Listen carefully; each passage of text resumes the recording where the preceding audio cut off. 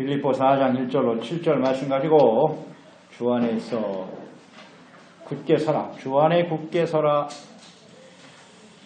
베트남 전쟁에 참여한 한국의 해병대 청룡부대는 귀신 잡는 해병이라고 불리우면서 전사의 길이 남을 많은 승전사를 남겼습니다. 그 중에 유명한 자비동 전투가 있습니다. 1967년 2월 15일이죠. 베트남 중부 황이시 북쪽의 자비동 전투에서 청룡부대 11중대가 월맹 정규군 3개 연대와 지방 게릴라 1개 대대의 공격을 받고 있었습니다. 야간 기습 공격을 받아 포위가 되었습니다. 1개 중대로 이렇게 수천 명의 군대를 막아낸다고 하는 것은 거의 불가능한 일입니다. 하지만 진지를 사수하라 하는 명령을 받고 목숨 걸고 용감히 싸웠습니다. 실탄이 떨어지니까 육탄전으로 그 진지를 사수합니다. 그들의 용맹과 그 헌신을 통해서 월맹군을 다 물리치고 진지를 사수하는 전설과 같은 그런 승리를 거두게 되었습니다. 자, 이 일에 대해서 당시의 외신 기자들은 신화를 남긴 해병이라고 대서특보했습니다. 그래서 이 전투의 전공으로 인해서 그 11중대 모든 병사들, 살아남은 병사들 또 혹은 사망한 병사들 다 1계급 특진하게 되었고요. 미국과 한국의 대통령으로부터 표창을 받게 되었습니다. 그리고 소대장, 중대장은 태국 무공훈장을 받는 그런 일이 있었습니다. 그래서 이 해병대의 전투의 승리는 한국 6.25 전쟁 이후에 역사의 길이 남을 승전사로 잘 기록되어 있습니다. 자, 그리스도인의 삶은 곧 영적 싸움인 것입니다. 세상과 죄와 또 배후의 역사는 악한 원수 마귀와의 사탄과의 끊임없는 싸움입니다. 그리스도인으로 살아가는 동안 우리는 이 영적 싸움을 피할 수가 없습니다. 피하거나 도망쳐서도 안 되고 맞서 싸워 오직 승리하거나 아니면 패배하거나 둘 중에 하나입니다. 빌립보 4장 1절 말씀에 그러므로 나의 사랑하고 사모하는 형제들 나의 기쁨이요 면류관인 사랑하는 자들아 이와 같이 주 안에 서라 말씀하고 있습니다.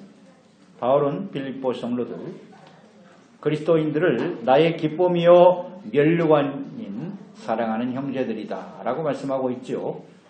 면류관은 승리하는 자에게 주어지는 겁니다. 성도의 삶이라고 하는 것은 이 영적 싸움에 승리함으로써 누리는 기쁨, 면류관, 상급을 얻는 사람들 그들이 진정한 그리스도인이다 라고 말씀하고 있지요.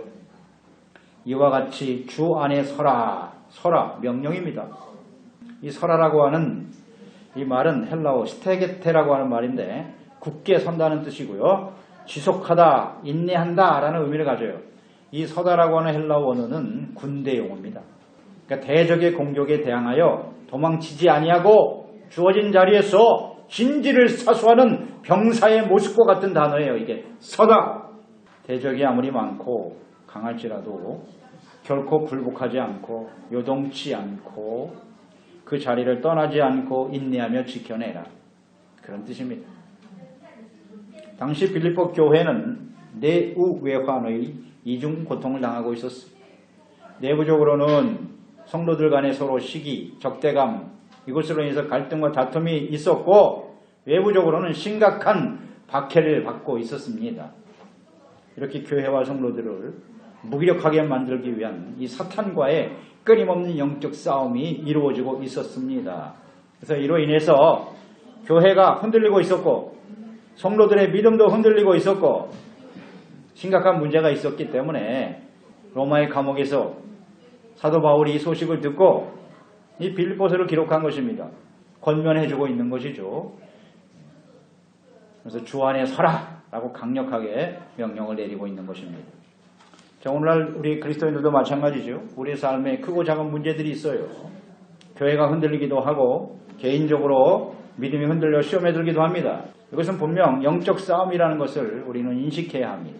그리고 도망치거나 피하지 말고 오늘 말씀처럼 주 안에 당당히 서서 이 싸움을 이겨내야 됩니다. 주님 안에 있어야 우리는 승리할 수 있습니다. 주님 안에 서라고 하는 말씀을 순종하기 위해서 우리는 어떻게 해야 할까요? 어떻게 하는 것이 주 안에 서는 것입니까? 그 말씀의 의미는 무엇일까요? 그 첫째, 주 안에 서라고 하는 것은 주님 안에서 같은 마음을 품는 것입니다. 2절에 말씀하시죠. 내가 유오디아를 권하고 순두개를 권하노니 주 안에서 같은 마음을 품어라. 이것도 명령이에요. 당시 빌립보 교회에는 성도들 간에 다툼과 갈등이 또 분쟁이 있었습니다. 서로 비방하고 언쟁하고 불평하고 그렇게 다툼이 있었어요.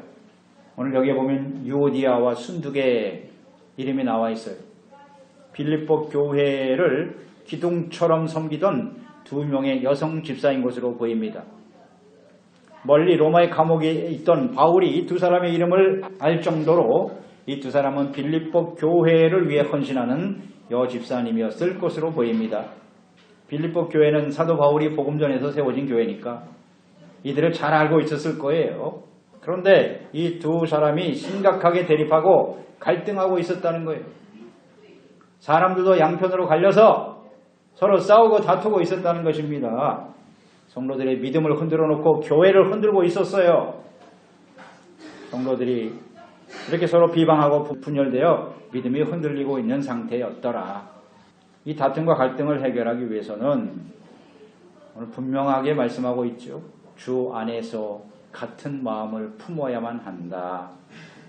이런 다툼과 갈등은 오늘날 교회와 성도들 간에도 끊임없이 일어나고 있어요. 가정에도 일어나고 있고 교회 안에서도 일어나고 있고 어떻게 이걸 이길 수 있느냐? 주 안에 서야만 이길 수 있다. 주 안에 서야 한다. 그러니까 주님 밖으로 나가버리면 이 싸움에서는 결코 승리할 수 없어요. 믿음을 지킬 수도 없습니다. 그러니까 이런 싸움이 눈으로 보이는 사람들과의 싸움으로 보이면 안 돼요. 그것을 영적 싸움으로 바라보고 악한 원수 마귀와 싸워야 되지요. 그러니까 사람들은 교회 안에 이런 갈등과 분쟁이 일어나면요. 그냥 교회를 떠나버리고 뭐 주님 믿어봐야 소용없다. 그 사람은 패배자예요. 주님 안에 서 있어야 돼. 그럴수록 주님 안에 들어가 있어야 돼요. 주님 안에서 같은 마음을 품어야 승리할 수 있는 것입니다. 주님 안에서 같은 마음을 품는다. 이것이 주 안에 서는 일인데 자, 사람들은 다 달라요. 모양이 다 다른 것처럼 생각도 다르고 같은 사건을 보는데도 보는 모습이 다양해. 어쩔 수 없어요. 믿음의 정도도 다 달라요. 다 달라요. 서로 다른 마음과 생각을 가진 사람들이 같은 마음을 가지기 위해서는 어떻게 해야 되느냐?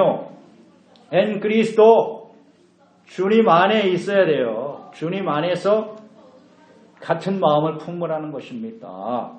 그러니까 주 안에서라고 하는 것은 예수 그리스도와 우리가 연합되어지는 거죠. 주님의 생각과 마음을 받아들이는 거예요. 예수님의 마음은 온유하고 겸손이라고 하셨죠. 그 온유하고 겸손한 주님의 마음을 받아들여야 돼요. 그래야 같은 마음이 될 수 있어요. 요한복음 15장에 나는 포도나무요 너희는 가지니 포도나무 가지가 포도나무에 붙어 있음으로써 열매를 맺는 것처럼 주님과 우리는 떼어질 수 없는 그런 관계 속에서 살아가는 거예요. 주님의 생각, 우리의 생각, 주님의 마음, 우리의 마음, 주님의 사명이 우리의 사명이고 주님과 우리가 같아지는 거예요. 그래야만 같은 마음을 품을 수가 있어요. 예수님의 사랑, 우리에게 부어주시는 주님의 사랑, 예수님과 같은 마음을 품어라. 예수님께서는 죽기까지 걱정하시면서 하나님의 말씀을 순종하셨던 분이죠. 그래서 이렇게 주님의 마음이 우리 가운데 임하도록 해야 하는데 사실 이것은 우리의 인위적인 노력으로는 어려워요. 그러니까 예수님 안에서 이런 같은 주님의 마음을 품기 위해서는 성령님의 도우심이 절대적으로 필요해요. 하나님의 영으로 충만해지고 하나님의 성령이 우리 가운데 임할 때 비로소 예수 그리스도의 마음을 갖게 되고 같은 마음을 품게 되는 것입니다. 그래서 성령의 도우심을 구해야 돼요. 성령 안에서 예수 그리스도 안에서 같은 마음을 품도록 예수님의 마음을 가지도록 또 하나 같은 마음이라고 하는 것은 주님의 사명을 위해서 함께 동역하며 헌신하는 것 이것이 같은 마음이라고 할 수 있어요. 오늘 4장 3절 말씀 보시면 또 참으로 나와 멍에를 같이 한 내게 구하노니 복음에 나와 함께 힘쓰던 저 여인들을 돕고 또한 글레멘 도와 그 외에 나의 동역자들을 도우라. 그 이름들이 생명책에 있느니라. 바울은 복음을 위해서 자신과 함께 헌신했던 동역자들을 잘 도와줄 것을 부탁하고 있습니다. 그렇게 서로 마음을 나누어 싸우지 말고 복음을 위해서 헌신했던 사람들과 마음을 같이하여 사명에 충실하라는 겁니다. 지금 그렇게 서로 싸우고 있을 때가 아니야. 사명이 무엇이냐, 이게 사명이. 그 사명을 붙들고 마음을 같이하여 헌신하고 그들과 동역하라는 겁니다. 그럴 때 그들의 이름이 생명책에 기록된 것처럼 너희들도 그들과 함께 복음을 위해서 사명을 위해서 하나가 되어질 때 너희들의 이름도 역시 하나님의 생명책에 기록될 것이니라. 같은 마음은 사명으로 하나 되어 주님의 부르심 앞에 헌신하는 것입니다. 이렇게 주님 안에서 같은 마음으로 하나가 되어질 때 악한 원수 마귀와의 싸움에서 승리할 수 있는 것입니다. 적전 분열은 필패입니다. 우리의 싸움의 대상은 악한 원수 마귀예요. 마귀는 이런 싸움을 일으키는 거예요. 갈등을 일으키고. 왜 그걸 모르죠? 분열하는 무조건 져요. 그 싸움.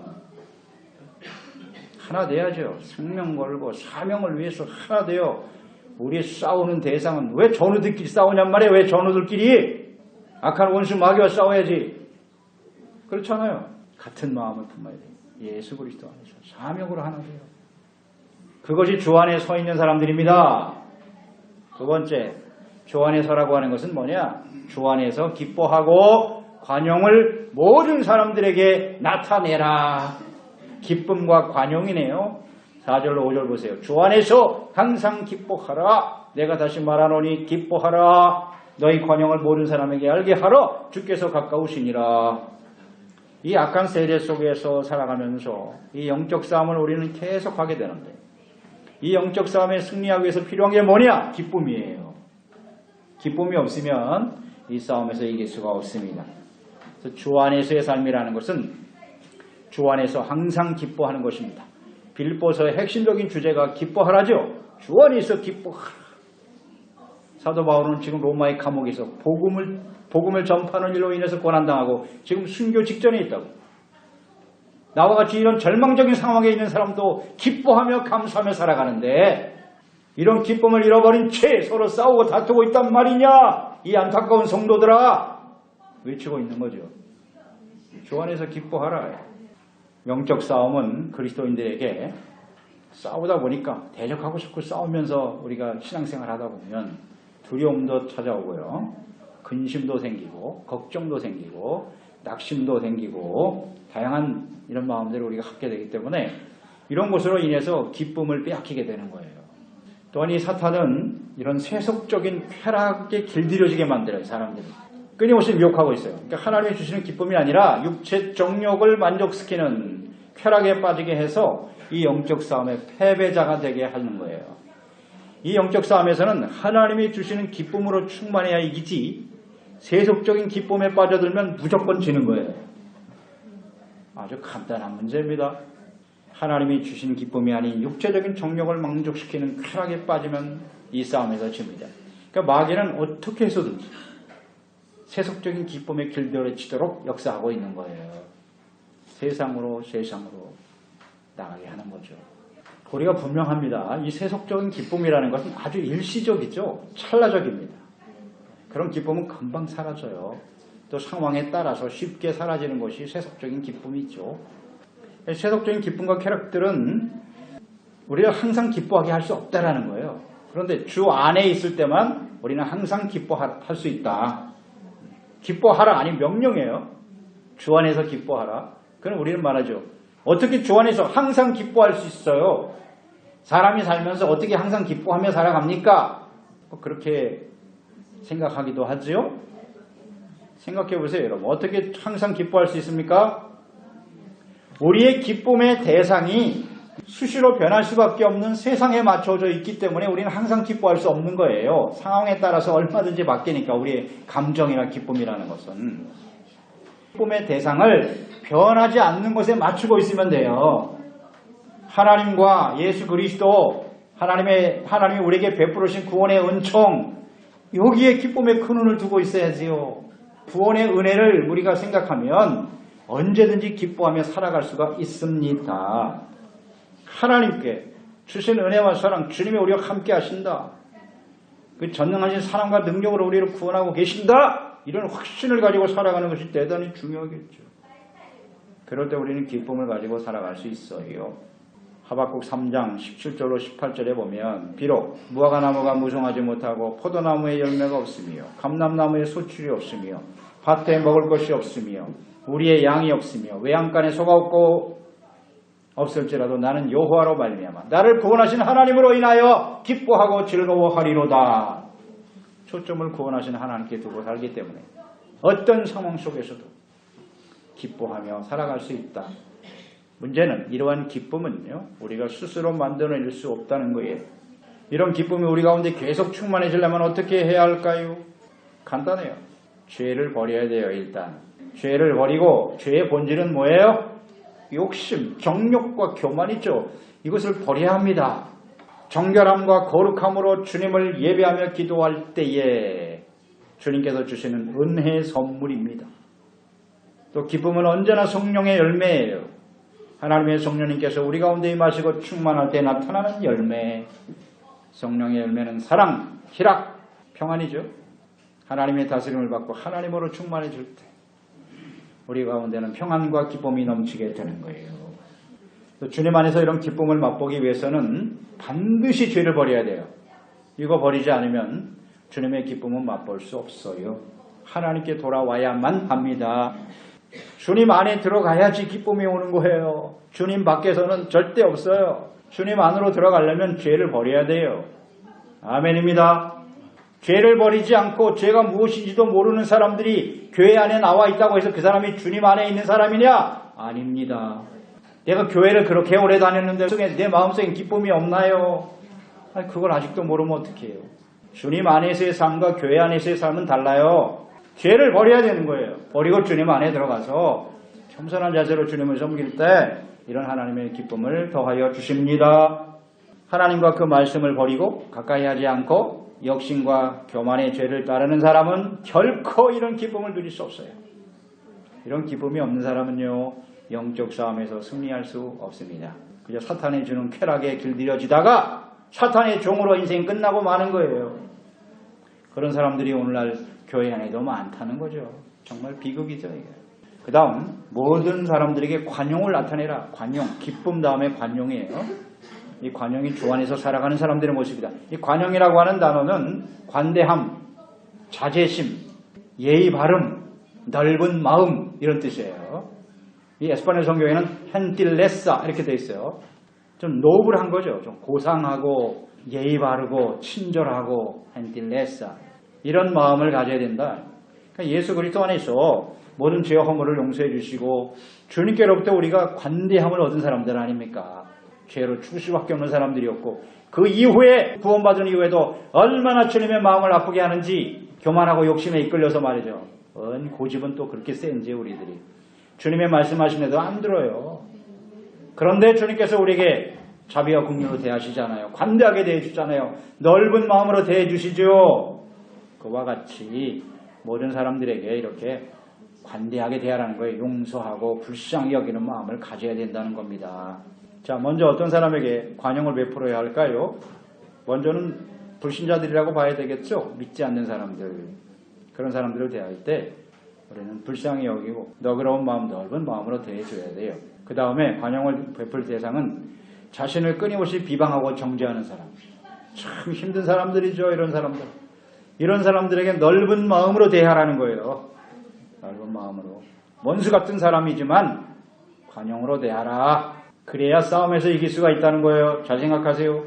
그들을 관용하지 못하고 마음속에 미움을 갖고 미움, 분노 가지면 무조건 져요. 마귀한테. 계속 그걸 극대화시키거든요. 마귀는. 마음의 성내죠. 분냄이죠. 미움이죠. 가서 기름을 부어요. 그냥 계속 기름을 붓는 거야. 마귀는.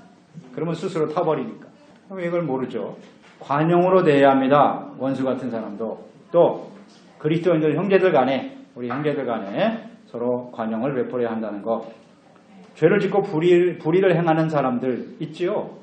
그런 사람들을 보면 자꾸 정죄하게 되고 자꾸 그냥 비판하게 되고 하는데요. 그런 사람들까지도 우리는 관용을 베풀어야 한다는 거죠.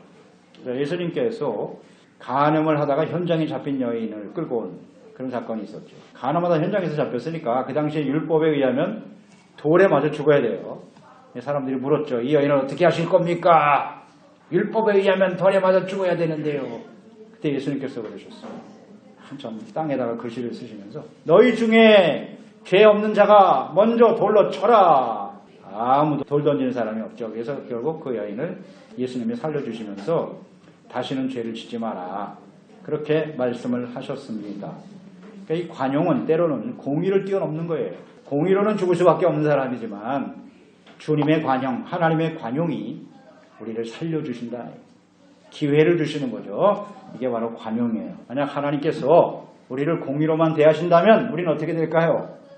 늘 말씀드리지만 우린 다 죽었어요. 여기 남아있을 사람 한 사람도 없어요. 저도 마찬가지로. 하나님이 관용으로 대하시기 때문에 오늘 우리가 살아있는 것이다. 이걸 생각해야 합니다. 전 세계적으로 존경받는 미국의 링컨 대통령의 리더십을 관용의 리더십이다라고 부릅니다. 대표적으로 그가 대통령이 되었을 때 그를 평생 괴롭힌 정적인 스탠턴이라고 하는 사람이 있었어요. 아주 사사건건 이 링컨을 괴롭혔는지 몰라요. 그런데 대통령이 되자마자 그 사람을 국방부 장관에 임명합니다. 주변에 있는 사람들이 다 반대했습니다. 도저히 있을 수 없는 일이다. 당연하죠. 정치적인 문제인데. 그때 링컨이 한 말이 원수는 죽여서 없애는 것이 아닙니다. 내 마음에서 없애야 하는 것이죠. 이제 그 사람은 나의 적이 아닙니다. 그런 거로 나에게는 이제 적이 없어졌고 또 그처럼 능력 있는 사람의 도움을 받으니 얼마나 좋습니까? 일석이조 아닙니까? 라고 말했다는 거 아닙니까? 그래서 존경을 받는 거예요. 모든 사람에게 관용을 베푸는 것이 모든 사람들에게 우리가 그리스도인임을 증명할 수 있는 확실한 증거가 되는 것입니다. 그러니까 이 관용을 모든 사람이라 그랬잖아요. 지금 열거한 우리 삶에 만나는 모든 사람들에게 관용을 나타내라는 거예요. 그런 사람들이 주 안에서 살아가는 사람들이고 영적 싸움에서 반드시 승리할 수가 있습니다. 자, 우리는 왜 이렇게 모든 사람들이 관용을 행해야 할까요? 오늘 말씀하시죠. 중요한 이유는 주께서 다시 오실 때가 가깝기 때문이다. 아멘입니다. 이제 우리가 주님 앞에 설 때 혹은 우리가 개인적으로 인생을 마감하고 하나님 앞에 서게 되겠죠. 주님 앞에 설 날이 점점 가까워가고 있는데요. 우리가 주님 앞에 설 때 가장 필요한 게 뭘까요? 하나님 앞에서 우리가 필요한 게 뭘까요? 그게 바로 관용이에요. 관용. 하나님이 넓은 마음으로 우리를 대해 주시지 않으면 우리는 천국 들어가기 어려울걸요. 이와 마찬가지로 주님께서 우리를 관용으로 베풀어 주신 것처럼 이 땅에 사는 동안에 우리가 자비와 긍휼, 관용을 실천하는 것이 매우 중요합니다. 그래서 주님 안에서 관용을 실천해야 우리는 대적과 싸워서 승리할 수 있습니다. 그것이 주 안에서의 삶입니다. 마지막 세 번째, 주 안에 서라. 주 안에 서는 것은 하나님의 평강이 그 마음을 지키도록 하는 거예요. 6절로 7절 아무것도 염려하지 말고 다만 모든 일에 기도와 간구로 너희 구할 것을 감사함으로 아뢰라. 그리하면 지각에 뛰어난 하나님의 평강이 그리스도 예수 안에서 너희 마음과 생각을 지켜주시리라. 자, 주 안에서 이 영적 싸움에 승리하기 위해서는요, 반드시 마음의 평강이 있어야 합니다. 에베소서 6장 10절 이하에 나오는 악한 원수 마귀와 싸우기 위해서 필요한 것이 하나님의 전신갑주죠. 그 전신갑주 중에 복음 신발로 평안을 신어야 된다 그랬어요. 평안이 없으면 절대 이길 수 없습니다. 주님 안에서의 삶은 철저하게 자신의 죄를 버리고 주님의 뜻을 따르는 것이기 때문에 마음의 평강이 넘치게 되는 것입니다. 이 평안도 역시 죄를 버리는 곳에 평안이 많은 거예요. 죄를 버리지 않으면 절대 평안을 누릴 수 없음. 그러니까 주님 안에서 주시는 이 평강이 있어야 막 두려우면 안 되잖아요. 근심 걱정 염려하는데 그 싸움에서 어떻게 이겨요? 하나님의 평강이 쫙 넘치는 사람은요, 용기도 생기고 절대 두려워하지 않죠. 그런 사람한테 못 이기는 거예요. 이 평강이 마음을 지키게 해야 돼요. 이런 담대함과 평강이 어디서 오느냐? 첫째, 아무것도 염려하지 말아야 된다 그랬어요. 염려를 버려라. 자, 어떤 상황에서도 단 한 가지라도 근심하거나 초조해서는 안 되는 거예요. 조금이라도 이런 생각이 없어야 돼요. 염려라고 하는 것, 염려하지 말라 그랬죠. 염려는 뭐냐? 마음이 나누어지는 거예요. 마음이 나누어지는 거예요. 믿음을 가지고 있었는데 갑자기 마음에 의심이 찾아와. 하나님은 살아계신 하나님이지 나와 함께 하심을 믿습니다 했는데 또 근심 걱정 염려에 사로잡혀 마음이 나누어지는 거예요. 이렇게. 야, 하나님의 말씀과 현실이 이렇게 다르구나. 마음이 나누어지는 거죠. 그게 염려입니다. 혹독한 시련과 고난과 핍박이 다가올 때 염려가 생깁니다. 마음이 나눠져요. 또 사람들과의 관계 속에서 분열과 다툼이 생기면 역시 또 염려가 찾아와요. 사람들 관계 때문에. 또 거짓되고 잘못된 가르침, 진리가 아닌, 우리는 하나님 말씀보다 세상에서 정보와 지식을 더 많이 듣잖아요. 이런 잘못된 정보나 지식을 가지게 될 때 마음이 혼란해지는 거예요. 마음과 생각이 나누어져요. 사실이죠. 당장 삶에 필요한 의식주, 무엇을 먹을까, 입을까, 마실까, 현실적인 문제죠. 이런 것 때문에 사실 우리의 마음에 염려가 생기는 거예요.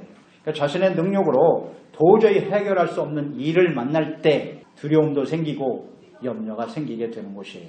그러니까 이 모든 염려를 극복할 수 있는 길은 자신의 의지와 노력으로는 불가능하다. 이것을 인정해야 돼요. 다시 말하면 우리가 아무리 염려해봐야 지금 나의 능력으로 해결할 수 있는 것은 없다는 것을 인정하고 이 문제를 해결하실 수 있는 하나님을 바라봐야 되는 거예요. 근데 여전히 내가 무엇을 할 수 있다고 생각하고 나의 능력으로 할 수 있다고 생각하기 때문에 염려는 계속되는 것입니다. 일단 내려놔야 되죠. 염려하지 말라 그러잖아요. 해봐야 소용없으니까. 여기서부터 시작이에요. 그 다음 그것으로 끝이냐? 두 번째는 기도하라 이렇게 말씀하고 있잖아요. 기도해야 평강이 찾아오겠죠. 그러니까 염려, 두려움, 근심, 걱정, 초조, 불안, 낙심 등인데 이 자신의 능력으로 해결할 수 없는 이 염려는 오직 하나님의 능력과 도우심이 필요한 거죠. 그러니까 이 하나님이 없다면, 하나님이 없이 살아가는 사람들은요 절대로 염려를 극복할 수 없어요. 좀 더 나은 환경이나 사람들을 자꾸 찾죠. 의지하죠. 아니면 자기 실력을 더 극대화시키거나. 그러나 그것으로 염려를 해결할 수는 없어요. 그러니까 하나님의 능력을 힘입어 살아갈 때 우리는 비로소 염려를 이기게 된다는 건데, 그러니까 염려를 극복하기 위해서 중요한 게 뭐냐? 믿음이에요. 하나님께 대한 믿음. 이 믿음을 갖게 되면 염려를 극복하게 되는데요. 그러니까 자신의 능력을 믿고 의지하다가 불가능한 상황을 만날 때 염려가 생기지만 하나님이 누구시냐? 천지 만물을 창조하신 하나님이고 나 같은 사람 사랑하셔서 죄 없으신 하나님의 아들을 십자가에 못 박기까지 사랑하시는 나의 하나님이 아니시냐? 나의 아버지시다. 이런 믿음을 갖게 될 때 우리는 염려를 이기게 되는데요. 그래서 이 믿음이라고 하는 것이 하나님의 말씀을 주로 묵상하는 가운데 생기는 거고, 말씀을 통해서 믿음이 생긴다고 하는 것은 말씀 속에 나타나는 하나님이 누구신가, 하나님이 어떤 일을 하셨는가, 이런 걸 알게 되면서 아는 게 믿음이니까 알면서 믿음이 생기는 거고, 또 하나의 믿음은 어디서 생기느냐? 관계 속에서 믿음이 생기는 거예요. 아, 저 사람이 남들이 얘기할 때 다 좋은 사람이라더라, 훌륭한 사람이래. 그러나 실제 교제에 와서 아는 것과는 달라요. 간접적으로 믿는 게 아니라 내가 직접 교제해 보니까 야, 정말 이 사람 좋은 사람이더라. 그러면서 믿음이 생기는 거죠. 그 하나님과 끊임없이 교제하는 게 뭐냐? 그게 기도예요. 말씀만 갖고도 안 돼요. 여기 머리로만 믿는 거지. 주님과 기도하면서 하나님과 교제하기 시작할 때 교제가 깊어지면 하나님께 대한 신뢰, 이건 신뢰죠. 신뢰가 아주 굳건하게 자리를 잡게 되는 거예요. 그래서 기도하는 사람 어떤 사람? 믿음의 사람이에요. 하나님을 믿는 사람만이 기도하게 돼요. 믿음이 없는데 그 기도하겠어요? 한두 번 하다 말겠죠. 기도해봐야 소용없어. 나를 믿고 살아야지. 기도할 시간에 열심히 노력하고 수고하고 애를 써야지. 그럴듯해 보이죠?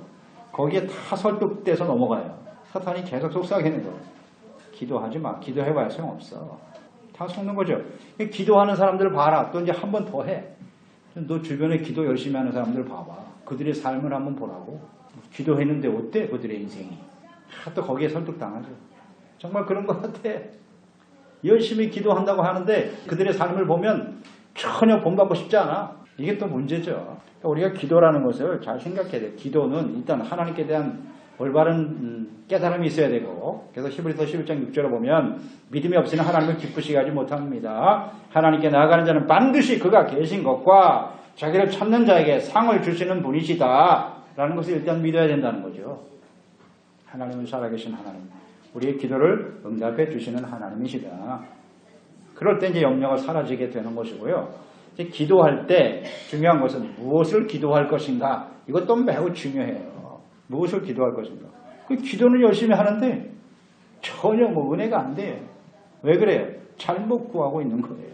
우리가 기도할 때 기도는 자기의 뜻을 버리는 거예요. 기도는 하나님을 믿고 의지하는 것이고, 기도는 하나님의 뜻을 받아들이는 거예요. 나의 뜻을 버리고 하나님의 뜻을 받아들이는 거예요. 그런데 기도를 자기의 뜻을 소원 성취하는 것이라고만 생각하고 있어. 그건 올바른 기도가 아니에요. 물론 필요를 구해야죠, 하나님께. 그러나 먼저 하나님의 뜻이에요. 그러니 하나님의 뜻도 몰라, 하나님도 몰라, 말씀도 몰라. 그런 사람이 올바른 기도를 드릴 수 있겠어요? 그럼 우상숭배자들의 기도와 똑같아요. 전혀 다르지 않아요. 굳이 교회 나와서 기도할 필요 없어요. 그럴 것 같으면. 기도는 하나님을 알고 하나님의 뜻을 받아들이는 거예요. 나의 뜻을 버리는 거예요. 그런 기도를 드릴 때 진정한 믿음이 생겨요. 그러니까 나의 뜻을 자꾸 주장하니까 하나님은 역사하실 수가 없고, 그러니 기도는 아무리 해도 염려는 떠나지 않는 거예요. 계속 마음이 불안하고 두렵고 그냥 계속 걱정. 하나님을 알고 하나님께 순종하는 기도를 드려야 합니다. 그 다음에 또 중요한 게 얘기겠죠. 자신의 죄와 허물을 고백하고 반드시 용서를 받아야 돼요. 기도할 때 우리 죄를 자백하는 것부터 항상 시작해야 합니다. 무슨 죄를 회개해야 될까요? 염려가 어디서 찾아온 거라고요? 믿음이 없어서 생기는 게 염려거든요. 믿음의 반대말이 염려예요. 믿음이 들어오면 염려가 사라지고 염려가 들어오면 믿음이 사라져요. 믿음이 없이 행하는 모든 것이 죄입니다.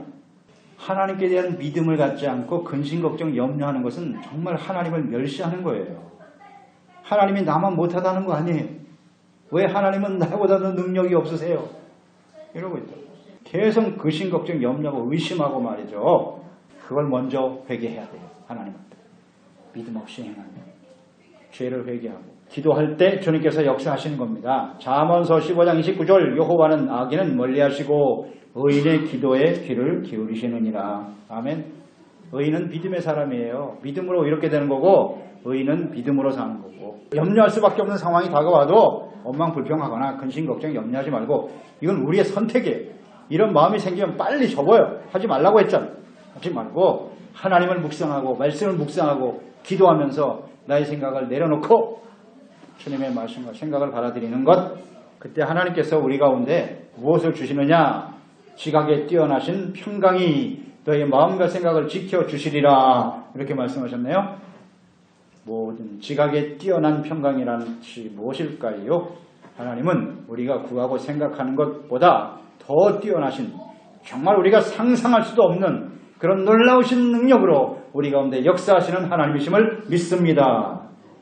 우리의 생각 수준으로 끌어내리면 안 돼요. 하나님을. 우리와는 수준이 다르신 분이에요.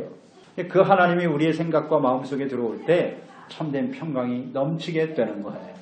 우리의 삶의 여정에는 마치 지진이 일어나서 그 땅과 모든 건물들을 막 흔드는 것처럼 도저히 해결할 수 없을 것 같은 환난과 시련으로 인해서 우리의 삶의 기반이 흔들리고 터전이 흔들리고 그로 인해서 마음도 흔들리고 신앙생활도 흔들리고 이것이 우리의 현실 아닌가요?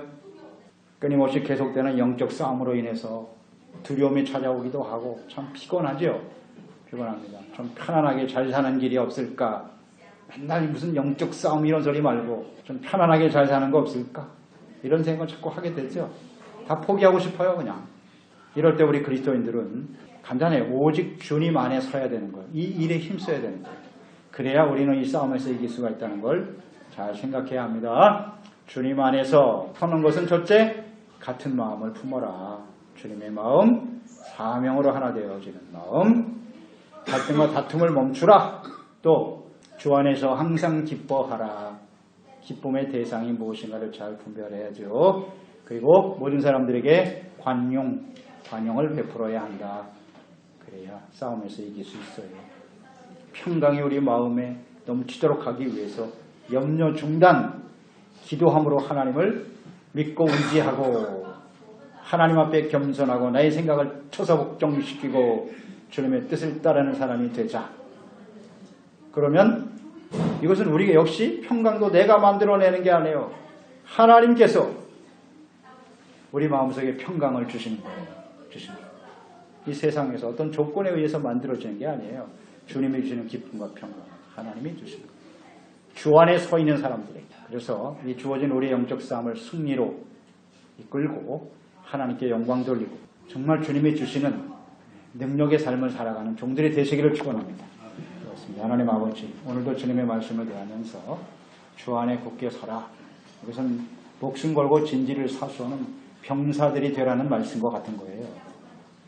우리는 영적 싸움을 싸우고 있어요. 주 안에 서 있어야 이기지 주 밖에서 나가면 우리는 필패입니다. 그러기 위해서 필요한 요소들 오늘 간단하게 주님께서 요약하여 주셨네요. 주님 안에서 같은 마음을 품어야 된다. 기쁨, 평강 주님 안에서 누려야 된다. 나타내라고 하셨고요. 염려 버려야 됩니다. 기도하고 또 주님의 말씀에 능력에 붙들어 참된 평강을 맛보며 살 때 우리 이 싸움에서 이길 수 있어요. 끊임없이 여러 가지 상황들 앞에서 믿음도 흔들리고 삶 자체가 기반이 막 흔들리고 어쩔 바를 모르고 살아가고 있는 저희들은 아닌가요? 가장 근본적이고 본질적인 문제가 무엇인가를 오늘 말씀을 통해 잘 깨닫게 하여 주시고 승리하는 우리 지체들 다 되게 하여 주시옵소서. 예수님의 이름으로 기도드립니다.